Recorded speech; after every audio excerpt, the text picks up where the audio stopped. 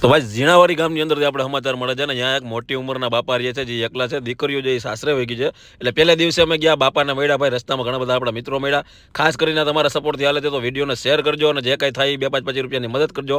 સંક્રાંતિ આવે છે એટલે વિડીયોને ખાસ શેર કરજો, જેથી કરીને તમે જે કાંઈ નાખો એ ભાઈ ગાય માતાને અને આવા નિરાધાર વૃદ્ધ લોકોને અનાજ મળી જાય. તો બાપાને ભાઈ બીજે દિવસે લઈ અને અમે નીકળી ગયા સીધા જામદૂતપુરની બજારની અંદર, કારણ કે બાપાને ભેગા આવવા માટે લીધા હતા કે એને જે કાંઈ વસ્તુ જોઈએ એની ખરીદી કરી લઈએ. પછી બાપા બોલતા ગયા અને અમે બધી વસ્તુ કાઢતા ગયા, જેથી કરીને એને કોઈ વસ્તુમાં તકલીફ ના પડે. 6 થી 8 મહિનાનું આપણે ભાઈ કરિયાણું લઈ લીધું. પછી ત્યાંથી નીકળ્યા ગાંઠિયા ખાવા. બપોરનો સમય થઈ ગયો તો બાપા કે આપણે ખાવા ગાંઠિયા, એટલે ગયા ગાંઠિયા ખાવા. પછી ત્યાંથી ગયા એના માટે કપડાની જોડી લેવા. એ કે મારી પાસે કપડાની જોડી એક જ છે, તો બીજી કપડાની જોડી લઈ લીધી. ત્યાં પેમેન્ટ કરી અને પાછા ત્યાંથી વધ્યા ભાઈ આગળ.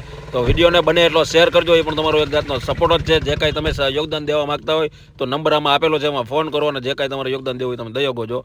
બધો સામાન મૂક્યો ભાઈ બાપાના ઘરે અને આજનો દિવસ ગયો આપણો આવી રીતના. મળી આવતીકાલે સવારે.